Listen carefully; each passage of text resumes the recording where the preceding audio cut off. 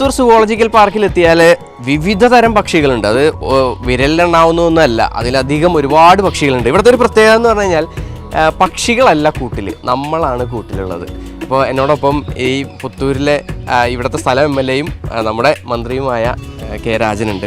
അപ്പം നമ്മളാണ് ശരിക്കും കൂട്ടിലല്ലേ? നമ്മളാണ് കൂട്ടിൽ.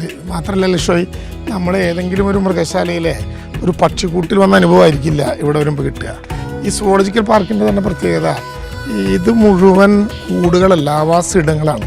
മനുഷ്യനും മൃഗങ്ങളെയും പക്ഷികളെയും മാത്രം കാണാൻ വരേണ്ട സ്ഥലമല്ലത്. ഇത് പ്രകൃതിയുടെ ഒരു ആവാസ വ്യവസ്ഥ അനുഭവിച്ചറിയാൻ പറ്റുന്ന ഒരു മനോഹരമായിട്ടുള്ള കേന്ദ്രമാണ്.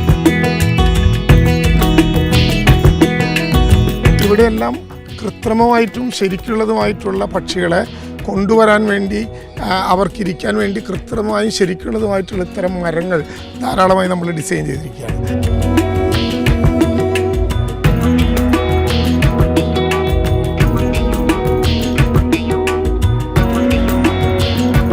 വിവിധ സംസ്ഥാനങ്ങളിൽ നിന്നുള്ള സൂ ഡയറക്ടർമാരുമായി ഒരു ആശയവിനിമയം നടത്തിയതിൻ്റെ അടിസ്ഥാനത്തിൽ ആദ്യം കർണാടകയാണ് 247 ഇനത്തിൽപ്പെട്ട പക്ഷികളും മൃഗങ്ങളും അവരുടെ എക്സസ്സാണ്, നമുക്കില്ലാത്തതുമാണ്, പെറ്റുപെരുകി ധാരാളമായിട്ടുണ്ടായിട്ടുള്ളത്. അത് നമുക്ക് സംഭാവന ചെയ്യാൻ തീരുമാനിച്ചു. തമിഴ്നാട് കുറച്ചുകൂടി വ്യത്യസ്തമാണ്. വെള്ളക്കടവയും മഞ്ഞ അനാക്കോണ്ടയും തമിഴ്നാടാണ് നമുക്ക് തരിക. അതൊരു എക്സ്ചേഞ്ചിൻ്റെ ഭാഗമാണ്. ഇവിടെ നമുക്ക് അധികമുള്ള ചിലതിനെ അങ്ങോട്ട് കൊടുത്ത് അവിടെ നിന്ന് ഇങ്ങോട്ട് മേടിക്കുകയാണ്.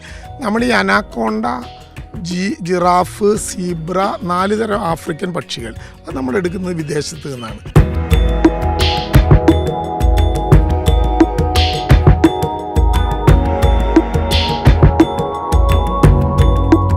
ഇവിടെ നമ്മൾ ആഫ്രിക്കയിലത്തെ ജീവജാലങ്ങളെ പാർപ്പിക്കുന്ന ഇടാണ്. സുളു വില്ലേജ് എന്നാണ് ഈ സോണിന് പേരിട്ടിരിക്കുന്നത്. ഇതിൽ പ്രധാനമായിട്ടും ജിറാഫ്, സീബ്ര, അതുപോലെ തന്നെ ഒട്ടകപ്പക്ഷി, എമു, റിയ തുടങ്ങിയ ഒരുപാട് ജീവജാലങ്ങൾ ഒരുമിച്ച് അങ്ങോട്ട് തുറന്നു വിടുന്ന ഒരു പ്രദേശമാണ്.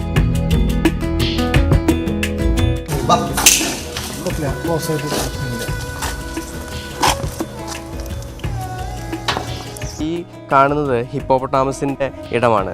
നല്ല വെള്ളമൊക്കെ ഇവിടെ നിറച്ചിട്ടിട്ടുണ്ട്. അതിനോടൊപ്പം തന്നെ സ്ഥിരമായി ഈ ആളുകൾക്ക് ഇവിടെ വന്നു കഴിഞ്ഞാൽ ഏറ്റവും അടുത്ത് ഹിപ്പോപ്പൊട്ടാമസിനെ കാണാം എന്നുള്ളതാണ്. കൂടാതെ ഇവിടുത്തെ മറ്റൊരു പ്രത്യേകത എന്ന് പറയുന്നത്, ഈ ഏരിയയോട് തൊട്ടടുത്ത് തന്നെയാണ് ജിറാഫും സീബ്രയൊക്കെ വരാൻ പോകുന്നത്. അപ്പോൾ ഒരിടത്ത് നിന്നാൽ തന്നെ 2 ഭാഗത്തു നിന്നും ഈ കാഴ്ചകളൊക്കെ തന്നെ കാണാൻ സാധിക്കും.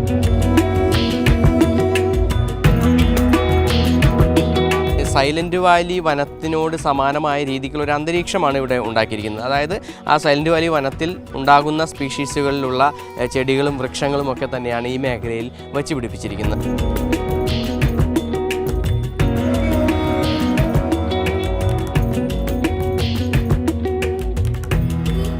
കേരളം മൊത്തം, അല്ലെങ്കിൽ കേരളത്തിന് പുറത്തു നിന്നും ഒരുപാട് വിനോദസഞ്ചാരികളുടെ ഒരു ഹബ്ബാകാൻ പോകുന്ന ഒരു ഇടം കൂടിയാണ് പുത്തൂരെന്ന് പറയുന്നത്. അതിനുവേണ്ടിയുള്ള കാത്തിരിപ്പാണ്.